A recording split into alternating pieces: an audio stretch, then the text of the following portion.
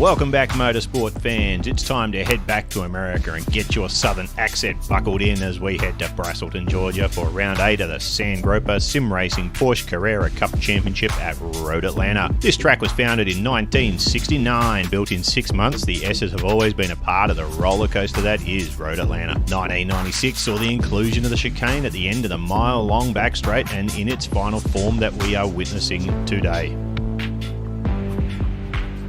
The Porsche Series visited this track that hosts IndyCar, IMSA Sports Car and AMA Superbike to name a few, and we saw a qualifying session for the ages. The 15-minute open qualifying session made it hard to find an open space to do those 1 or 2 laps after your tyres came up to temp, but in the end there was only 0.008 of a second splitting first to third, with Watson leading Leonard and Willison. One notable performance was Lee Parson in 10th position. For someone who literally purchased the car some 10 minutes before practice, it was quite impressive and someone to watch in future rounds.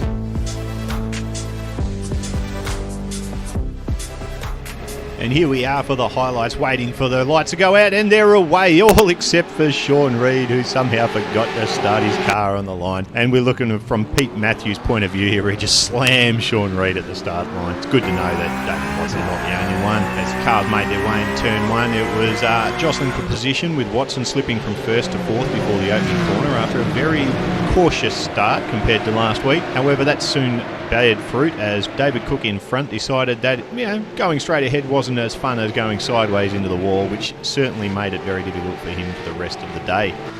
That wasn't all lap 1 action, as we see Pete Matthews taking a little bit of a slide there after his impact at the start, which it certainly didn't have a great start for the day. And coming down the S's for the first time, we watch here Michael Neat just getting a little bit wide and a little bit trigger happy on the old accelerator, putting himself in the left-hand wall.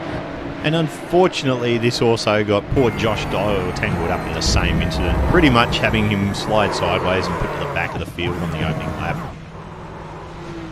The end of lap 1 saw a great two-way battle with Lewis Barron and Jason Gilholm, and you can see them here coming up over the top of the hill. Lewis goes a touch wide, giving Jace the opportunity to slide it down in the final turn. Pulls off a great slide job up in front of Lewis as they enter the front straight, but Lewis takes advantage of the momentum, pulls it back to the inside and looks to take the lead back into turn 1. Manages to get that done nicely as Jace looks for the cutback, but Jace is looking a little bit on the outside, and that gap certainly closed down a lot quicker than Jace expected.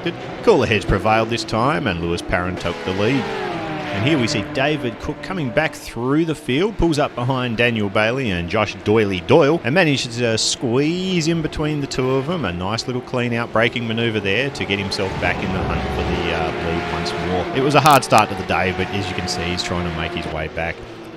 Lap 1 wasn't the only time Lewis Parron and Jason Gilholm found each other on the racetrack, and as you can see here, Lewis Parron going wide after being checked up, Jason Gilholm going for the spot, but the spot really wasn't there. Contact is done and Jace Gilholm comes off second best. Unfortunately for David Cook, his bad luck was going to continue here as we see Lee Parsons, the newcomer to the series, having a little bit of a moment and giving poor David Cook nowhere to go. And frustration took over as David Cook then mounts his bonnet to drive away. Good stuff, fellas. Nothing like a little bit of respect in racing. And once more, David Cook passing Daniel Bailey. This became a bit of a theme of the day, and I'm pretty sure Daniel was pleased to see Cookie just disappear off into the distance after this one. In the end, it was a very dominant performance by Trevor Leonard as he rounds the last few bends to take a very deserving win. He did actually back off in the end there to give Pete Matthews a chance at gaining some extra positions. So instead of the 15-second victory, it was more like a 25-second victory. And we can see here, coming around the last few bends, we've got Aaron Cooper and newcomer Adam Willison nose to tail as they come through the final corner. This was after Adam was in second position and went a little bit too hot into the first corner and giving away second posse overall.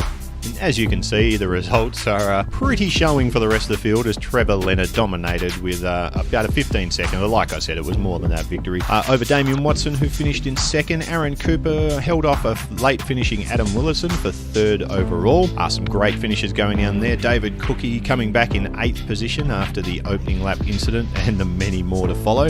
And that fight back by David Cook to 8th position could be telling in the overall scheme of the championship. At this point, Leonard is just so far out in front, it's going to be hard to bring him back, but there is only 16 points separating 2nd to 4th, with Watson, Cooper and Cookie sitting in those positions. So we'll have to tune in next week to see how things pan out at lovely Suzuka as we try to belt around that wonderful track for 13 laps. We'll see you next week for the Sandgroper Sim Racing Porsche Carrera Cup Championship.